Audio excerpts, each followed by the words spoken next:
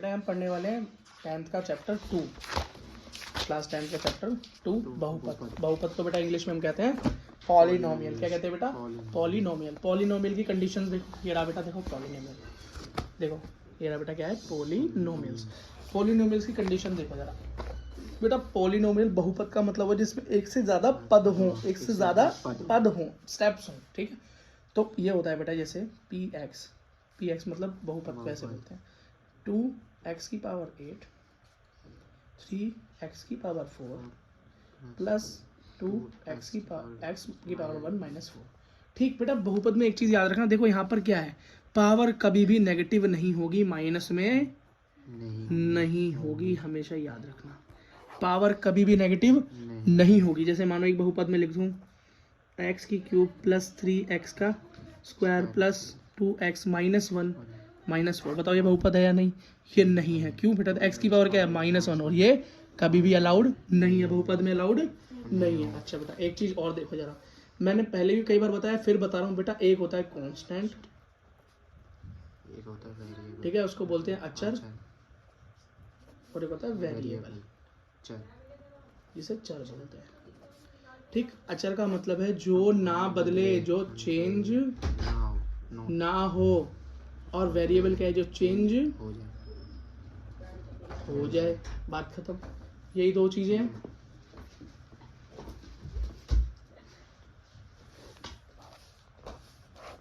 ठीक है बेटा, अगली चीज देखो, एक होता है बेटा मल्टीपल,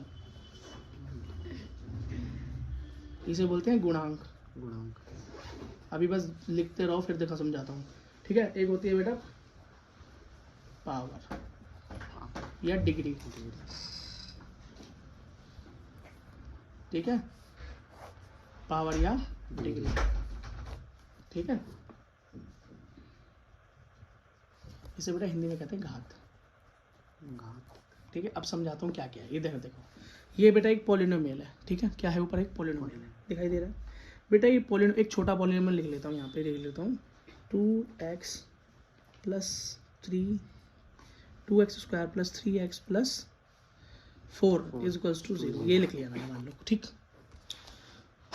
अब इसमें एक चीज़ देखो, इसमें कौन सा वेरिएबल है, कौन सा कांस्टेंट है, ये दिखाता हूँ बेटा। देखो ये 2, ये 3 और ये 4, ये क्या है? ऊपर करो बेटा कैमरा, पूरा पेज दिखना चाहिए। ये क्या पेज दिखना चाहिए बेटा पूरा, ठीक है। कंपेयर करूँगा ना, ये बेटा क्या है? देखो इधर ये क्या है? क्या 2 की वैल्यू कभी घट बढ़ सकती है? क्या 3 की वैल्यू घट बढ़ सकती है? क्या 4 की वैल्यू घट बढ़ सकती है? 4 तो 4 रहेगा, 3 तो 3 रहेगा, 2 तो 2 रहेगा। जो बेटा कभी चेंज नहीं हो सकता, ये क्या है? जो कभी चेंज ना हो, कांस्टेंट, मतलब अचर। और चर क्या है? एक्स। भाई एक्स की तो तुम कुछ भी वैल्यू ले सकते हो, 9 से लेके लेते आए हो, ठीक है। 8 में भी लेते थे। एक्स की वैल्यू कभी 1 लेते हो, कभी 2 लेते हो, क्वेश्चन के अकॉर्डिंग चेंज करते रहते हो, तो इसकी कोई फिक्स वैल्यू तो नहीं है। ये है बेटा 4, मतलब वेरिएबल क्या है? वेरिएबल, ठीक है। अगली चीज आ गई बेटा मल्टीपल। क्या आ गई? मल्टीपल या गुणांक। गुणांक का मतलब होता है किसी के साथ गुणा होने वाला। अगर मैं तुमसे पूछूं एक्स स्क्वायर का गुणांक बताओ, एक्स स्क्वायर का मल्टीपल बताओ, तो आप बोलोगे 2। मैं बोलूँ 3, ओ खाली एक्स का मल्टीपल है बताओ, एक्स का गुणांक, तो आप बोलोगे 3। समझ में आ गया? जो साथ में गुणा हो रहा है। फिर आपसे कोई पूछे डिग्री बताओ जी, इसकी क्या बताओ? डिग्री बताओ, मतलब घात बताओ, मतलब पावर बताओ, तो आप बोलोगे जो सबसे ज्यादा पावर होगी वही होगी। कितनी है? 2। तो इसकी घात या डिग्री क्या हो गई? 2। बस बेटा इतनी चीज अगर ध्यान है तो कभी गलती नहीं होगी, ठीक है। और एक बात याद रखना, पावर या घात कभी भी माइनस में नहीं हो सकती पॉलिनोमियल की, मैंने शुरू में आपको बता दिया है, ठीक है भाई। पॉलिनोमियल होते हैं 3 तरीके के। कितने के तरीके के? 3 तरीके के। बहुपद होते हैं 3 तरीके के। पहले होते हैं रेखिक, मतलब लीनियर पॉलिनोमियल। अगले होते हैं क्वाड्रेटिक, मतलब द्विघात। अगला होता है भैया त्रिघात, मतलब क्यूबिक। ना हमें त्रिघात पढ़ना है, ना हमें भैया लीनियर पढ़ना है, हमें तो भैया ये क्वाड्रेटिक इक्वेशन पढ़नी है, द्विघात समीकरण पढ़ना है, जिसके अंदर घात क्या हो? 2 हो, बस 2 से ज्यादा ना हो। क्योंकि एक वाले में क्या होती है? लीनियर वाले में इसमें 1 होती है घात, ये भी नहीं पढ़ना। 3 वाले में 3 होती है, ये भी नहीं पढ़ना। पहले पढ़ना पड़ता था 10th क्लास में, लेकिन अभी हमारा कोर्स कम हो गया, तो हमें सिर्फ और सिर्फ 2 ही घात पढ़नी है। इसकी घात क्या होगी? अधिक से अधिक 2 होगी, इससे ज्यादा नहीं होगी। कितना आसान हो गया काम। एक क्वेश्चन देखो भाई, बताना है कौन सा पॉलिनोमियल है या नहीं, कौन सा बहुपद है या नहीं। ये देखो, क्या ये बहुपद है? इसे सिंप्लीफाई कर लिया हमने। क्या ये मल्टीप्लाई किया 2x और y ऊपर चला गया तो y की पावर -1, तो बेटा ये कभी भी नहीं हो सकता। क्यों? बहुपद या पॉलिनोमियल की पावर कभी भी माइनस नहीं हो सकती। यहाँ देखो ये हो सकता है क्या, 5z प्लस 5z है ये z, हाँ बेटा हो सकता है। क्यों, बात कितनी है, एक और माइनस में कुछ भी नहीं है। ये देखो ये हो सकता है क्या, 5x square plus 3x minus power 2, नहीं हो सकता। क्यों, माइनस में पावर है, कभी नहीं हो सकता। अगला ये हो सकता है क्या, 2 under root y minus y की पावर 3, कभी भी नहीं हो सकता। क्यों, क्योंकि अंडर रूट का मतलब होता है 1/2 पावर, ये भी एक्सेप्टेबल नहीं है। ठीक है, बात समझ में आ गई।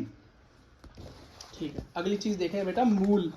क्या, मूल या शून्यक बोलते हैं, शून्य, बहुपद के शून्यक मतलब क्या, जीरोज ऑफ पॉलिनोमियल।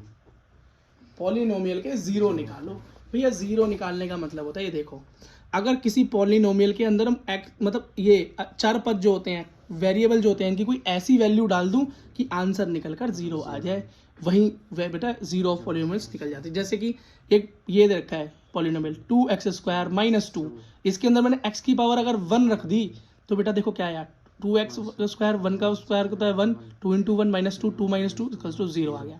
तो काम शून्य निकल गया। क्या, शून्य निकल गया। ठीक है बेटा, लेकिन एक चीज याद रखना कि जो शून्य निकलते हैं ना, क्या शून्य निकलते हैं, उनके बीच में कुछ संबंध होते हैं। क्या होते हैं, कुछ संबंध होते हैं बेटा। ये संबंध जरूरी है सीखने, सीखो।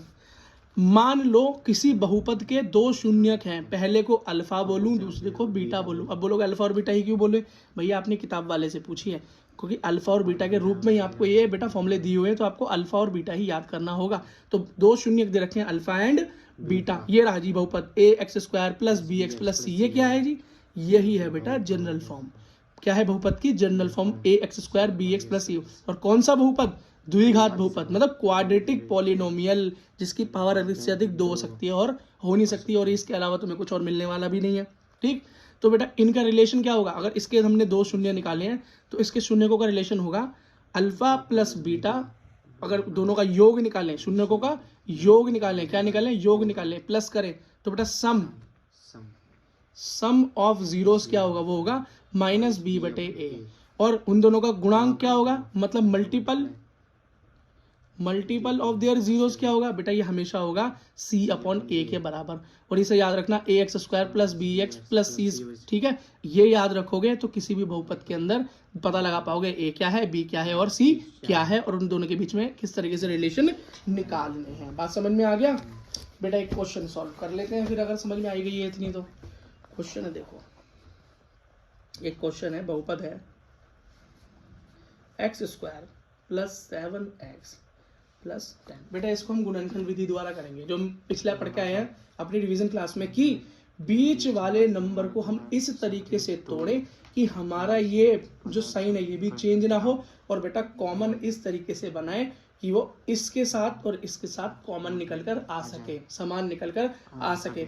तो बेटा प्लस 7x बनाना है, तो मैं इसको ऐसे तोड़ूं कि कुछ भी कॉमन 10 के साथ तो बन जाए, या तो x से कोई दिक्कत की बात है ही नहीं।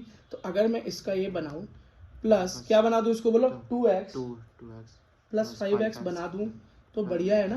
आप पूछोगे क्यों बढ़िया है जी, क्योंकि x के साथ 2 हो जाएगा कोई दिक्कत नहीं, लेकिन 5 के साथ जब 10 हो जाएगा तो 5 और 10 में से कॉमन लिया जा सकता है ना 5 को।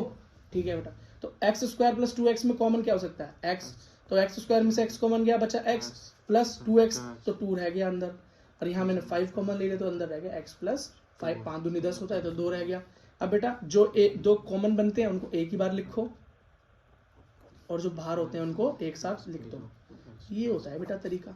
कई लोग ऐसे बोलते हैं कि इसकी मल्टीप्लाई इससे कर देना, फिर जो आएगा वो होना चाहिए, तो इन सब में बेटा ज़्यादा दिमाग लगाने की जरूरत नहीं है। प्रैक्टिस प्रैक्टिस एंड प्रैक्टिस, बस। ठीक बेटा, अब इससे क्या लेंगे, इक्वल टू 0 लिखेंगे। क्या लिखेंगे, इक्वल टू 0 रख देंगे। हम क्या रखेंगे भैया, अपने बहुपद को पॉलिनोमियल को इक्वल टू 0 रख देंगे, मतलब एक बार 0 इसके साथ, एक बार 0 इसके साथ, दोनों आपके क्या आ जाएंगे निकल के, शून्य निकल कर आ जाएंगे। तो x प्लस 5 इक्वल टू 0, और एक बार x प्लस 2 इक्वल टू 0, तो ये निकल के आया -5 और ये निकल के आया -2। ठीक है, तो एक को अल्फा मान लूं और एक को बीटा मान लूं, या इसको अल्फा बीटा मान लूं, कोई फर्क नहीं पड़ता। ठीक है, तो ये आ गया -5 और ये आ गया -2। समझ में आ गया। अच्छा, अब बेटा इनके बीच में रिलेशन निकालना है, इनके बीच में संबंध निकालना है, शून्यकों के बीच में, जीरोस के बीच में रिलेशन। तो रिलेशन क्या होती है, पहली बेटा अल्फा प्लस बीटा मतलब सम ऑफ जीरोज, शून्य का योग लिखोगे बेटा इसे हिंदी में कि सम ऑफ जीरोज या शून्य का योग, फिर सॉल्व करोगे। ये क्या होता है माइनस बी अपॉन ए के बराबर होता है। और अगला क्या रिलेशन होता है अल्फा मल्टीप्लाई बीटा मतलब दोनों का गुणनखंड मतलब मल्टीपल, और ये सी अपॉन ए के बराबर होता है। अब बेटा जो पॉलिनोमियल ऊपर दिया हुई थी, बहुपद दी हुई थी, जरा से देख लो ये है क्या, ये क्या थी बेटा, ध्यान दो सॉरी। तो बेटा ये थी x square plus 7x plus 10। तो ये हमारी नॉर्मल जनरल फॉर्म क्या होती है A X square plus B X plus C. तो इसके अकॉर्डिंग देखो ए का गुणा एक्स स्क्वायर का गुणांक क्या है ए, कुछ नहीं है 1 है, तो ए क्या हो गया मेरा 1। बी की जगह पे क्या है 7 है, तो बी हो गया 7, और सी की जगह पे 10 है, तो सी हो गया 10। अब बेटा जो ये वैल्यूज आई हैं ये पहले एक बार सम में और एक बार मल्टीपल में डाल दो और आपका आंसर आ जाएगा। और ये देखो मैंने किया हुआ है बेटा, सबसे पहले मैंने इसका सम किया, क्या किया सम किया, तो एक क्या है -5 आया अल्फा और -2 प्लस क्या हो गया माइनस प्लस माइनस और माइनस माइनस प्लस और 5 बड़ा है तो -7। अब माइनस बी अपॉन ए के बराबर होना चाहिए, तो बी मेरा आया था 7 माइनस और ए मेरा 1 तो -7, देखो बराबर है ना ठीक है। तो पहली कंडीशन क्या हो गई सेटिस्फाई हो गई कि हाँ भैया जो इनका सम है जो योग है वो बराबर है। अगला देखो अल्फा गुना बीटा मतलब -5 × 2 मतलब 10 माइनस माइनस प्लस तो 10 आ गया, और सी अपॉन ए के बराबर होता है, तो सी है 10 और ए है 1 तो आ गया 10। देखो ये वाली कंडीशन भी सेटिस्फाई हो गई, तो बेटा मेरा शून्य का काम हो गया। समझ में आया, कोई परेशानी? ठीक है बेटा अगला देखो अगली चीज है बेटा ठीक है और आसान क्वेश्चन है बेटा। ये देखो ये क्वेश्चन क्या दिया हुआ है, जरा ध्यान से समझना, बहुत आसान क्वेश्चन है।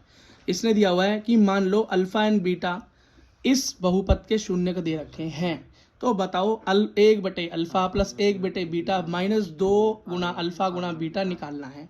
निकाल लो, अगर अल्फा और बीटा की वैल्यू आप निकाल लोगे तो इसके अंदर डाल देना, जैसे ट्रिग्नोमेट्री में करते थे, काम हो जाएगा। ठीक है भाई, सबसे पहला बहुपद लिख लो, क्या बहुपद, ठीक। अब बहुपद के को जनरल फॉर्म में कंपेयर करो तो ax² plus bx plus c, ठीक। तो a की जगह पर क्या है कुछ नहीं है, x के आगे मतलब 1 है तो a हो गया 1, b की जगह क्या है -5 तो -5, c की जगह 4 तो 4 आ गया। समझ में आ गया? मुझे किस में पुट करना है, यहाँ पुट करना है। तो ये क्या है मेरा है क्या, अब मैं बनाकर दिखाता हूँ ये है क्या। ठीक है, सबसे पहले देखो ये जो है मेरा क्या है सम ऑफ जीरोस, क्या सम ऑफ, और ना अगर मैं इसको देखूं बेटा ठीक से, अगर मैं इसका क्या कर दूं एलसीएम कर दूं, क्या कर दूं, तो क्या होगा अल्फा और बीटा का एलसीएम अल्फा बीटा हो जाएगा, और बेटा इसके ऊपर क्या आ जाएगा बीटा और इसके ऊपर क्या आ जाएगा अल्फा, मतलब अल्फा प्लस बीटा मतलब बीटा प्लस अल्फा। तो यही तो आया, ऊपर आ गया बेटा क्या आ गया सम ऑफ जीरोज, और नीचे क्या आ गया मल्टीपल ऑफ जीरोज मतलब शून्य का योग और शून्य का गुणनखंड आ गया। आप निकाल सकते हो नहीं निकाल सकते, और ये भी क्या है शून्य का गुणनखंड है, गुणनखंड है ना बस। तो बेटा शून्य का योग निकालो, किसके होता है -b अपॉन a के c के बराबर, a के बराबर होता है, b है 5 ठीक है माइनस का, और a है 1 और माइनस माइनस प्लस तो आंसर आया 5। और गुणनखंड c अपॉन a, c है 4 ये है 1 तो आ गया 4। तो बेटा यहाँ पे लगाओ इसकी जगह क्या है 5 तो मैंने 5 पुट किया, गुणनखंड आया 4 तो 4 पुट किया, मल्टीप्लाई 4 × 2 8। अभी जहाँ नीचे कुछ नहीं है तो क्या करेंगे 1, और बेटा 4 और 1 का एलसीएम क्या आएगा 4, ऊपर 5 और 4 की मल्टीप्लाई इससे तो 32 माइनस 5 क्या आ गया 27/4 माइनस। ये है बेटा आंसर, कोई दिक्कत? ठीक है बेटा, इसी के साथ आपका ये चैप्टर खत्म होता है।